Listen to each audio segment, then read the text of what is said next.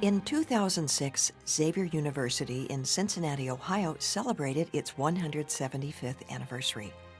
Over the years, the institution has grown and changed. While it's a very different place from the small St. Xavier College started by the Society of Jesus in 1831, the Jesuit values that the school was founded on have remained the same. Those values are part of the reason the Jesuits placed their school in Cincinnati. They wanted to make education available to the flood of poor German and Irish Catholic immigrants who settled in the country's urban areas. By 1831, a private college by the name of the Athenaeum was founded, and it was under the auspices of the diocese. By 1838-39, the diocese discovered being in need of more manpower, decided that perhaps their resources should be invested more in diocesan pastoral work, and invited the Society of Jesus to consider taking over the Athenaeum. So the Fenwick's successor, Bishop Purcell, traveled to Rome, met with the Superior General, and convinced him that Cincinnati was in need of the society. And by 1840, in cooperation with St. Louis College in St. Louis, decided to send Jesuits. And John Ellett, who was the former president of St. Louis College, became the president of St. Xavier College.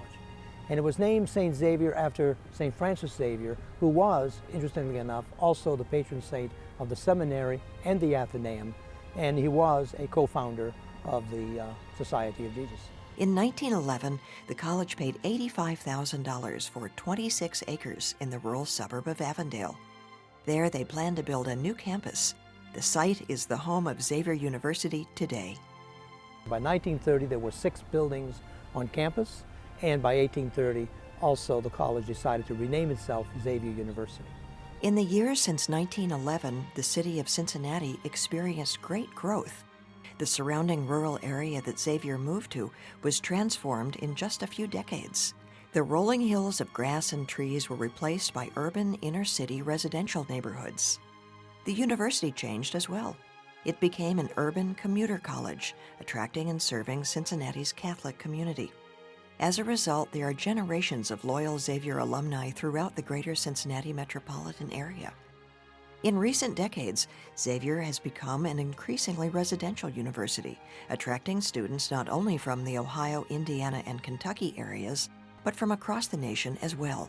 Xavier's evolution has impacted its relationship with its 3 neighboring communities as well. North Avondale and Evanston are neighborhoods situated within the boundaries of Cincinnati. Norwood is a separate city entirely, but one closely associated with its larger neighbor. That's because Norwood is completely surrounded by the city of Cincinnati. Over the years, the university has worked to be a good neighbor to all 3 areas. In some cases, Xavier has led the way to revitalization. The relationship has not always been a positive one, though. From time to time, there have been some tensions between the university and residents in the surrounding communities, involving a variety of issues. Byron White is the director of Xavier's Community Building Collaborative. In a lot of cases, the relationship has been strained from time to time as the university has expanded or moved forward on its agenda to provide for its campus. Today, however, Xavier is seeking ways to collaborate actively with its 3 neighbors. In the past, we've thought of Xavier as an anchor, and increasingly we're trying to think of ourselves as a catalyst, not sort of stuck and stable, but dynamic and involved. And I think one of the ways we've been able to do that has been in building relations and helping to be a mediator in building relationships across these communities. Since Xavier's students come to the university from around the nation, they're not always aware of the rich and complex histories of its neighbors. As the university has increased its commitment to community engagement, students have been encouraged to look beyond the physical boundaries of the campus. In this anniversary year, students set out to investigate the histories of Evanston, Norwood, and North Avondale. They discovered that in each community, residents had faced moments of change and challenge in their recent histories. These events include race riots, plant closings, and in the case of Evanston, the construction of a major interstate that ripped the heart out of the community.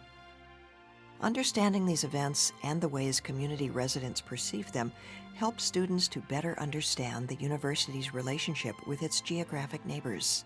As part of their exploration, our students interviewed community members from Norwood, Evanston, and North Avondale. These interviews have been collected here as the university's gift to each of its neighbors and as a way to preserve their memories of the events that have shaped their communities. The interviews also offer a way for other Xavier students, faculty, and staff to deepen their understanding and commitment to community engagement.